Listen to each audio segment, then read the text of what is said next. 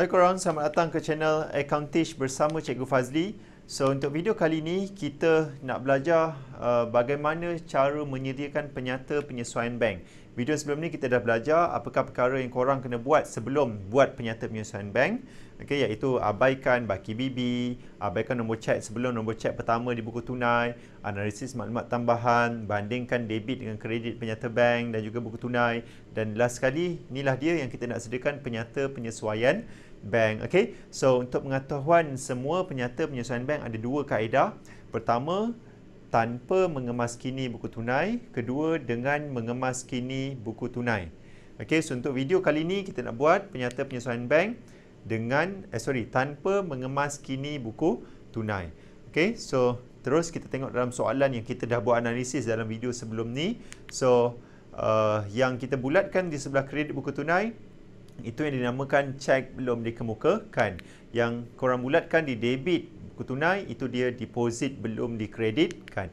Okey, di penyata bank kita ada ketinggalan di buku tunai, dua-dua ada di sebelah debit. Tapi untuk soalan ni kita tak ada dekat kredit penyata bank. Bukan maksud dia tak ada.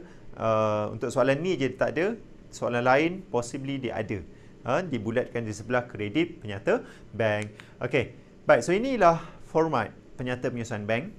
Kita mula dengan baki debit buku tunai. Okey, tambah, lepas tu tolak dan korang akan dapat baki akhir iaitu baki kredit penyata bank. Okey, baik. So mana kita nak dapatkan baki debit buku tunai? Cuba tengok kat buku tunai sebelah kredit bawah sekali 3072 inilah baki HB. So bila baki HB di sebelah kredit, baki BB dia dekat sebelah debit. So bila masuk dalam buku penyata penyesuaian bank PPB kita rekodkan 3072, nama dia baki debit. Sebab HB kredit, BB dia debit, kita panggil baki debit buku tunai. Okey. Kemudian kita tengok dekat buku tunai sebelah kredit kita ada bulatkan 420 dan 3200. So inilah cek belum dikemukakan, masukkan dua-dua. Cek belum dikemukakan Ida dan juga Firdaus 420 3200. Seterusnya di penyata bank, cuba korang tengok di sebelah kredit ada tak yang kita bulatkan? Tak ada kan? Di sebelah kredit semua dah kena potong, maksudnya dia tiada ketinggalan di debit buku tunai. Kredit penyata bank dia tak ada, so kita tak rekodkan dia di sini. Kalau ada di sebelah kredit penyata bank yang dibulatkan, kita kena rekod kat sini lah. Kalau tak ada, kosongkan saja. So total yang kita kena tambah ialah 3620, tambahkan dengan 3072 ke atas, kita dapat 6692. Okey, seterusnya tolak. Apa yang nak ditolakkan? Tengok dekat buku tunai, ada tak yang dibulatkan di debit buku tunai? Ada. Ni kita panggil dia deposit belum dikreditkan. Rekod kat dalam penyata penyesuaian bank, kita tolakkan dia. Okey, seterusnya penyata bank kita ada ketinggalan di kita ada ketinggalan di buku tunai sebelah debit penyata bank. Okey, ni kita bulatkan. So rekodkan dekat bahagian tolak, ketinggalan di debit di buku tunai 25 dan juga 600. So tolakkan. Right, seterusnya kita ada kesilapan. Nampak tak buku tunai sebelah kredit ada bintang 1698. Penyata bank sebelah debit ada bintang 1968. Nombor cek yang sama, transaksi yang sama, tapi amount berbeza. So maksudnya salah satu telah melakukan kesilapan. So cikgu simplify masuk dalam ni. Buku tunai 1698 sebelah kredit, penyata bank 1968 sebelah debit. So siapa yang salah? Ada satu rule yang korang kena ingat, buku tunai sentiasa salah.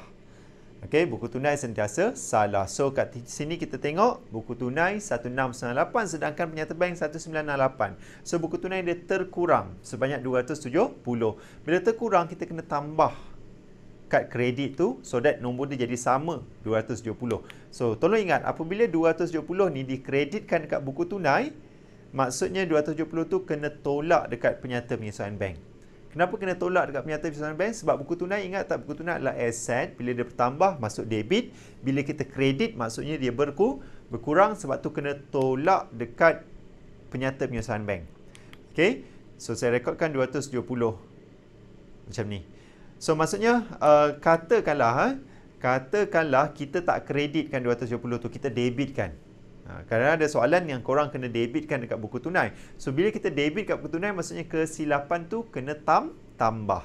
Okay, this time around dia masuk dekat sebelah kredit, so dia kena tolak dekat sini. Baik, last kali kita ada cek tidak laku, cek tak laku ada kat buku tunai sebelah debit, CTL 2560. So, cek tak laku, dia rekod buku tunai sebelah debit, tapi kat penyata bank sebelah kredit tak ada. Siapa yang salah? Again, rule yang sama, buku tunai sentiasa salah. Dia yang memandai-mandai rekod 2560 kat debit buku tunai. So, macam mana nak cancelkan dia? Kita masukkan dia dekat sebelah kredit. So, buku tunai kalau korang kredit, dia kena tolak. Okey, kena tolak. Sebab itulah CTL ni kita tolak 25660. So, itu saja. So, cuba totalkan. Kita akan dapat total 5347. Okey. So, 6692 tolak 5347 dapat jawapan 1345. Satu benda yang best pasal penyata penyesuaian bank ni, kita boleh tengok jawapan kita betul ke salah. Kan? Macam ni dapat 1345, betul ke salah? Kita boleh cek, tengok kat penyata bank yang soalan bagi tu, bawah sekali belah kanan ada 1345. Sama tak? Kalau sama maksudnya korang dah dapat full. Alhamdulillah. Okay? So, ada student tanya dengan cikgu, cikgu macam mana nak tahu dia kena tambah ke? Macam mana nak tahu dia kena tolak? Simple saja. Macam mana nak tahu benda tu kena tambah ke kena tolak? Cuba korang tengok kat buku tunai sebelah kredit yang kita bulatkan 420 3200 kan? Buku tunai sebelah kredit yang kita bulatkan, kita kena tambah. Ini memang macam tu. Okey, begitu juga dengan penyata bank. Kalau ada yang kita bulatkan sebelah kredit, untuk soalan ni tak ada yang dibulatkan. Kalau ada yang korang bulatkan di sebelah kredit, dia pun sama, kena tambah. Okey, so cuba tengok balik kat soalan, kita tambah apa yang kita bulat kat sebelah kredit, 420, 3200 dan juga ketinggalan tu tak adalah untuk soalan ni. Okey, dan yang mana kita nak kena tolakkan? Yang kita bulatkan di sebelah debit buku tunai dan debit penyata bank. Okey, so ni ada yang kita bulatkan debit buku tunai 1892. Okey, kena tolak. Dalam penyata bank sama ada dua yang korang bulatkan. Ini pun sama kena tolak. So 3 nombor ni kita masukkan kat dalam kita punya penyata penyesuaian bank, semuanya kena tolak. Simple kan nak ingat? Sudah tak payah nak confuse mana tambah, mana tolak. Simple, yang mana kredit tambah, yang mana debit kita kena tolak. Dan satu lagi benda, cek tak laku. Okey, cek tak laku pun sama, dia kena tolak. Satu je benda yang agak confusing sikit, kesilapan.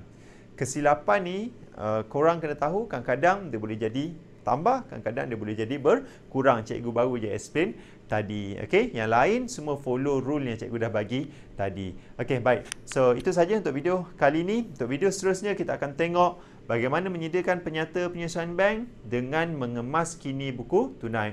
Baik, terima kasih.